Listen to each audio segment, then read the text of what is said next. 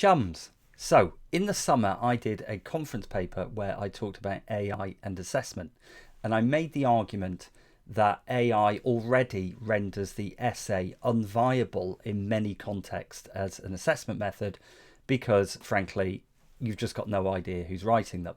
And I think the impact will be far broader than contract cheating. When I gave that presentation, and you can see a link below if you want to watch all of that presentation, I mentioned the fact that I think the exam, in-person exam, will be the big assessment method of the next decade. And a few people have come back to me and said, well, pedagogically, that's not a very sound approach. It's not very innovative. And why pedagogically do I support the return of the exam? I don't. My argument about the return of the exam is not pedagogical. It's economic and political. And so if you want to know why I think the exam will come back, keep watching. Just a quick disclaimer. The points that I'm about to make should not be taken as statements on behalf of Advanced HE, which is my employer. They are not policy statements, strategic statements, or statements of any kind on behalf of that organisation. This purely represents my own individual viewpoint. So, when I gave my paper in the summer, what I discussed was the fact that the system that we have built, one of massification, one where the workload means that there is pressure on staff to mark quickly, many staff are precarious, tied with a system of metrics and measures, means that AI written assessments, the system is amazingly susceptible to them. And the outcome I came to was that the essay as a mainstream method of assessment is finished. It will take the academy a while to catch up with that, but it's done. It's finished. I also said that one of the things that we will likely see is a hard return to the exam, and areas where exams have kind of gone away, exams will come back in a significant fashion. And people, as I mentioned, said, well, that's not pedagogically sound. I am not making a pedagogical argument. I'm making an economic and political argument. So let's unpack this a little. So in our systems of massification, what we're seeing, the direction of travel is for institutions to reconfigure around a smaller number of disciplines and a smaller number of courses, which are larger, for a whole range of reasons to do with economies of scale and also the direction of travel in terms of government policy. We're particularly seeing this in the United Kingdom in the post-92s, right? Some of the moves we're seeing there are definitely around this reconfiguration. One of the challenges is that reconfiguration means that many modules and courses are larger and larger, and you have the economies of scale, but you have to manage that scale in terms of assessment. One of the things that I've been criticized for is I'm critical of much of the pedagogical literature around assessment. And the reason is, and I say this with love in my heart, it's cottage industry stuff. When you dig into the detail of a lot of the academic papers, they're cottage industries. It's effectively hobbyist stuff that makes perfect sense with small numbers and with a dedicated, passionate person leading that project. They don't really make sense as large scale assessment methods that you could replicate across an institution or across multiple institutions. Many of the papers pay no attention to the economic cost of doing the innovative assessment, nor the time sink or administrative costs of designing and implementing them, right? And also, when you dig into them, many are about really small groups. I won't name it, but there's one paper in particular which is quoted a lot about innovative assessment. It involves assessing 6 students, right? When you dig into it, they spent 2 hours per student. How would you scale that across 1,000 students? Sure, there'd probably be some efficiency savings, but it just wouldn't work. So you've got a challenge in that many of the methods will simply not scale, right? Secondly, many of the methods, not only will they not scale administratively, they simply won't fit within our workload models. So you've either got the choice that colleagues would have to do more work than they already do outside of their existing workload, or you'd need to change the workload model.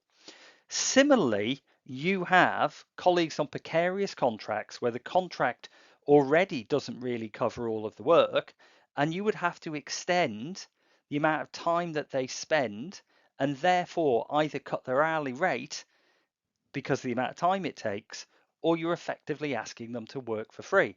And that's not right. That's not moral, right? I'm not going to get into moral arguments much, but that's just not a moral thing to do. So if the essay's finished, the challenge is you need things that you can scale. And the examination is an example of something that, for all of its problems, economically is relatively straightforward compared to a lot of other methods to be able to scale quickly. It's also interesting because the examination represents an assessment that is not labor heavy in terms of the management of it when they take it, i.e., you need relatively fewer people to walk a hall than you do if you decided to do an authentic assessment where hundreds of students came into a room 2 by 2 in small groups to be assessed by assessors, right? So logistically, it's more straightforward. From a marking perspective as well, exams are portable. Staff can pick them up and drop them down as they need to around other activities they do. So from an economic and workload point of view, they make a lot of sense, right? But there is also the political aspect. As it becomes clearer to society, university senior leadership and politicians that the essay is fundamentally broken and written assessments fundamentally broken, there will be integrity theatre where universities are asked to demonstrate that they can prove the integrity of their assessment. The most straightforward way for universities to do that quickly is a return to in-person assessment in monitored circumstances. So there will be political pressure to do this. So there will be the economic and the political. And so I've thought about this a lot. So the direction of travel for these reasons will be back to, I think, in the next decade, lots and lots of in-person exams, regardless of the pedagogical merits of them. But there's more. Many institutions have got heavily involved in transnational education. And transnational education represents a particular challenge. So in a common model, an institution franchises out to a partner in another country. The partner mirrors the degree and the provision that is undertaken by the owning university, the university that designs the degree. One of the challenges has always been that there has often been an economic disparity between the university that creates the franchise and the organizations that become franchisees. A very common thing that happens is the bigger university has resources not available to the people who take their franchises. So the essay has often been used extensively because for your partners who franchise from you, they are relatively straightforward assessments to implement with no high economic cost. If the essay goes away for you as an institution, let's say you do have the resources to implement innovative assessment. The problem is many of your partners will come to you and say, we can't do this. We don't have the software. We don't have the infrastructure. Our staff are on contracts that do not allow the time, and our economic model does not allow the time to do this. And so there will be pressure anyway that if the essay goes away for T&E, what's the replacement? The scalable economic replacement that is widely accepted in many countries and seen as the gold standard anyway is the examination, right? So the pressure will also be about those international relationships. And in many partner countries, countries where UK universities partner with, the exam has always been seen as the gold standard and continues to be. So if a UK university says the essay is finished and we are going to shift to exams, then politically, actually, that's going to be highly advantageous because in their partner countries, the many government regulatory bodies will say, well, that's fantastic because we see this as the gold standard, right? So that T&E partnership will also see the same pressure. So as far as I can see, it's exams all the way down.